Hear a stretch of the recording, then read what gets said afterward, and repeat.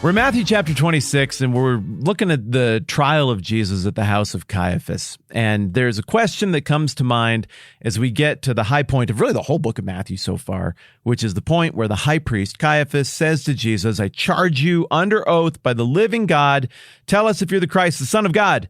And then Jesus says, "Yep, it is as you say." And then he doubles and triples down on it, going on to say, "But I say to all of you, in the future you'll see the Son of Man sitting at the right hand of the Mighty One and coming on the clouds of heaven."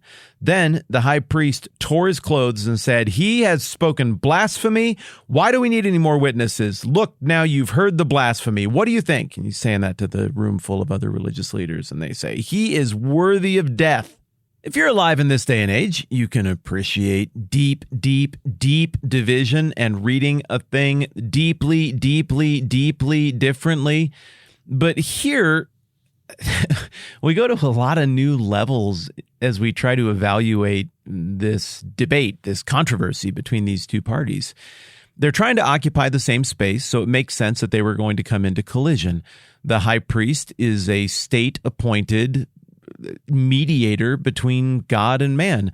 Rome, fair and square, conquered Israel and made them a subject state. And now, I guess, fair and square, Roman governors who kind of vaguely know a little bit, sort of, about Judea and Judaism and God, they just appoint a high priest. There's some financial considerations involved, but, that's how government works.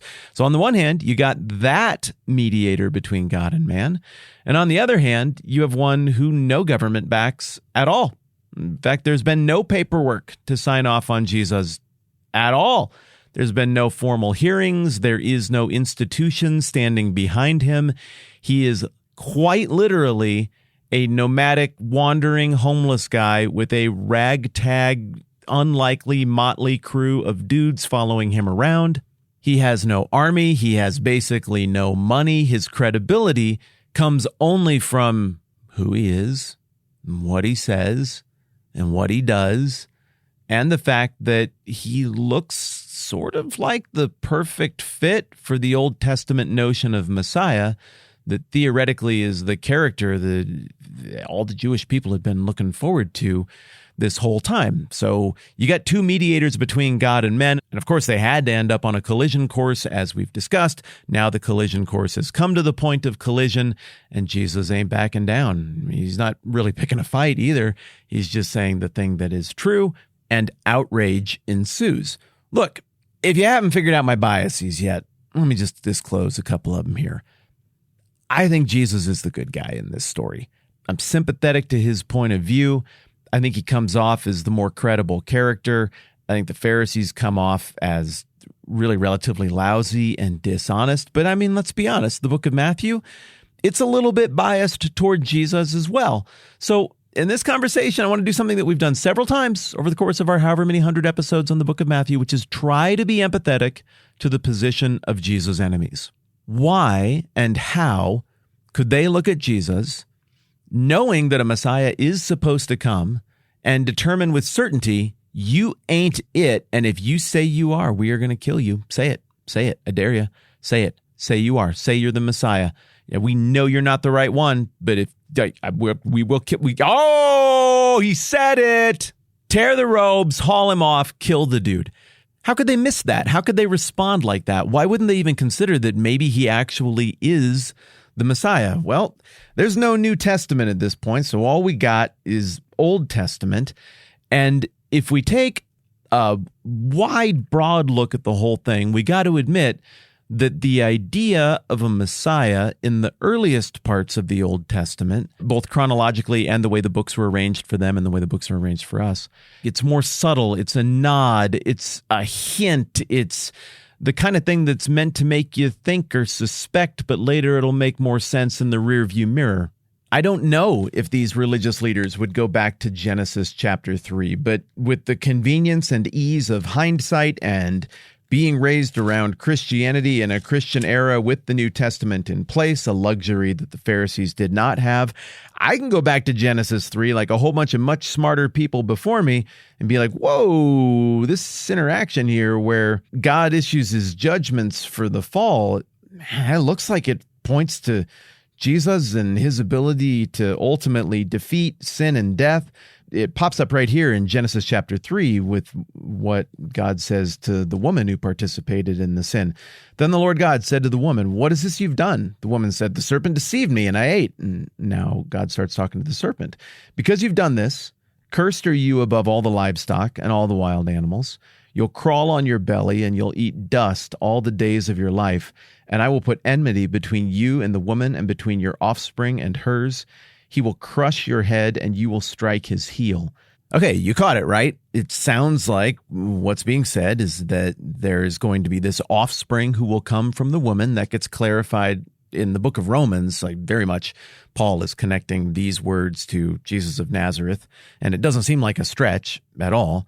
But clearly, God is saying there's going to be this offspring, and this offspring is going to crush your head even as you strike at his heel. Well, it squares with the duel that we're seeing in the book of Matthew. Remember, Matthew chapter 4 has the famous account of the temptation out in the desert. Who shows up? The serpent, who later in the Old Testament we come to rightly associate with Satan, with Lucifer, with the prince of evil, the enemy, the one who wants to advance the causes of sin and death and damage and destruction and chaos to the plans of God, the enemy of the kingdom of God and the redemptive work of God.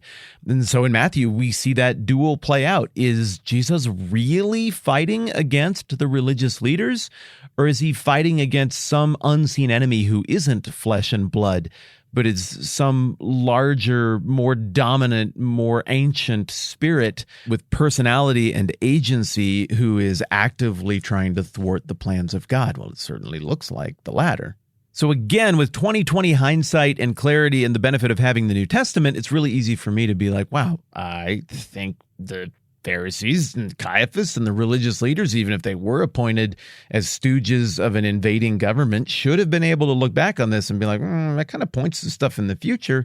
And further, they should have been able to look back on that and see that there was a grand redemptive plan and that the Messiah was the centerpiece of it by flipping a little bit ahead in the book of Genesis and coming to understand the deal that God is making with Abraham, and how that deal involves God making a people out of his descendants, and that God is going to bless those people, but also that his descendants are going to be a blessing to all the nations. There's this idea that redemption will go beyond the descendants of Abraham, and we get more clarity as to how that redemption would need to look as we get a sense of the Mosaic law in the book of Exodus, as the Hebrew people are leaving Egypt, and we're gradually getting more and more of a sense of the law. And then in Leviticus, Numbers, and Deuteronomy, we get a sense of God's character based on the law that he reveals and what he thinks about justice and his righteous judgment, but also the character of his grace and his mercy is on display. And the whole thing just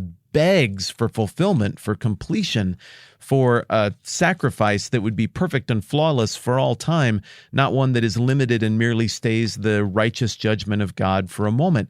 Then we get a little bit further into 1st and 2nd Samuel, 1st and 2nd Kings, and now we're past kind of this primitive age in the history of Israel, and now we're getting into the age of kings. And these books are fraught with the normal perils of government gonna government, world kingdom gonna world kingdom. But in there somewhere, David's like, wow, I am a train wreck of a person at times, but you are the one true king. You are the great God, and I want to build you a place to dwell among us. I'm going to build you a great temple. And God's like, cool, great. I'm actually going to have your kid do that, but I have a blessing for you, David.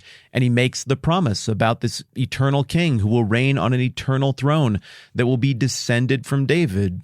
That's obviously messianic language. And then as you get a little bit further into the second half, as we have it organized of the Old Testament, you start to get into the Psalms, which have all kinds of stuff about the Messiah. We've looked particularly at Psalm 110, but there's a whole bunch of business in Psalm 22 in particular that deals with the circumstances of the crucifixion, as it's coming up here in just a minute. And then as you get past the Psalms, you get into all the things we've spent so much time looking at in major and minor prophets.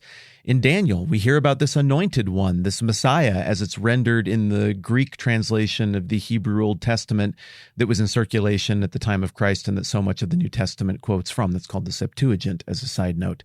And this idea of the Messiah, it's not subtle, even though the word is only used maybe 50-ish times in the Old Testament, the principle is all over the place, that all of this story, the law, the prophets, all of history is begging for this completion to the story, this king who fulfills the notion of king, the potential of kingship in the right way, this kingdom that fulfills the potential of nobility and rightness and justice and mercy that is inherent in the notion of kingdom. All of these things are unachievable by human effort, but achievable if an eternal, undying, great, flawless, right, fully just, fully merciful king were to come along, and that's so much of what the Messiah is about in the Old Testament. So in Isaiah 53 in particular, I mean there's stuff about Jesus' birth in Isaiah as well. In Zechariah, particularly chapters 11, 12, and 13, we looked at a whole bunch of that. In Ezekiel, in Daniel, with all of the stuff about the Son of Man, the Anointed One, the Messiah, like the great Roy Kent, it's here, it's there, it's everywhere. And so on the one hand, with the benefit, again, of hindsight, I just don't see how they missed it. But on the other hand, with the not benefit of hindsight, there had been a lot of messianic claimants. They no longer really had their eye on the ball of let's hold out and wait for there to be a Messiah. They'd kind of moved on from that mentality in terms of the Roman cooperating religious leadership and had moved more toward nobody's coming to save us. We are going to need to take matters into our own hands. We are going to need to get back to a level of national righteousness so we can keep this new temple we have and not have it get destroyed by some future Nebuchadnezzar, the guy who destroyed the first temple. And I ain't trying to be mean, but just based on the process by which Annas and Caiaphas and this leadership class was chosen in general, I don't believe in the quality or reliability of whatever matrices were used to pick them. I think what happened here was you had a self-proliferating, deeply compromised religious leadership class who hired other deeply compromised people. The same way you cannot clean up government, the size of the government in our country or in most Western nations at this point. The establishment is set in deep, and so there will be a proliferation of people who are willing to have that sort of Damocles hanging over their head, that compromised nature of leadership, and it's very difficult to get any kind of momentum for things that are coming from a different value base, coming from a different set of assumptions than the one that is toxicified and poisoned simply by the process by which people were picked, bastardized by the ick of the state. And so I just frankly don't believe and am not convinced that these were the best leaders. I don't think these were the best guys. I think there probably were people running around like Simeon and Anna who were there in the early going with Jesus and who'd been looking for the Messiah for a long time. I think there were people who had their heads screwed on straight, who were reading the Old Testament, who saw how Jesus ticked all the boxes and was clearly the Messiah. I think there were people whose eyes were opened the same way the eyes of Peter were open. It was revealed to him by God. I think there were people who knew and who got it and who would have been qualified for leadership, but would never, ever even be considered for leadership in this way because of the culture that was in place and the really anti-messianic mindset that was in place at this time. And I think they'd become so obsessed with world kingdom metrics and world kingdom successes that they were no longer thinking in kingdom categories. And when the actual king comes along, who's all about kingdom stuff, they're just going to miss it. Being neck deep in a culture that's missing the point can have that effect on us, all of us. So I feel empathy and patience with them. Also, I think they were wrong. I'm Matt. This is the 10-Minute Bible Hour Podcast. Let's do this again soon.